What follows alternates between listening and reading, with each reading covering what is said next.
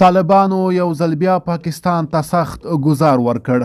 د طالبانو کورنیو چارو مرستیال وزیر پاکستانی طالبان او حکومت دی په خپلو کې روغه وکړي.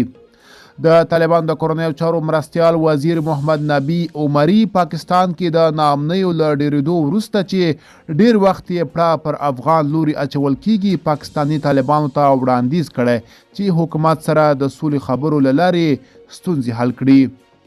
نوموړي په خوست کې د یوې وینا پر مهال ویلي د جګړې زیانونو ته په کتو چې هیواد ورانوي او اقتصاد خرابوي د پاکستان حکومت او هغو ورونو ته چې له دوی سره جنګیږي مشوره ورکوي. هغه د وړاندیز په ډول ویلي په خپل میند کې سره جوړ شي، مذاکرات وکړي او روغه جوړه سره وکړي. نبی عمری چې لدی مخکې د خوست او لوګر والی هم پاتې وو د پاکستان په اړه د څرګندونې د ګډ روژه په نوم یوه ولسي غونډه کې کړي دي. د طالبانو د کورنیو چارو مرستیال وزیر په دې ناسته کې د پاکستان سره جنګیدونکو وسلوالو ته د ورونو خطاب کړی، هغه چې د پاکستان حکومت یې ورپکې بولي.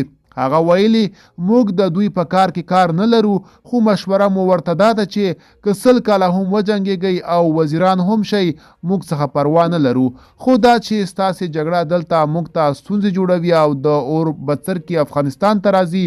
نبی عمری داسې مهال پاکستانی طالبانو ته د سوله ییز لارې خپلولو وړاندیز کړی چې خپله پاکستان له پاکستان طالبانو سره د سولې خبرو ځنډولې او د جګړې له لارې د وسلوالو د ختمولو ګواښ کوي.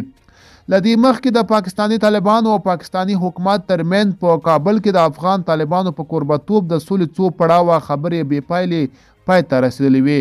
پاکستانی طالبانو دا وروستیو کې خپلو بریدونو ته زور ورکړی دی.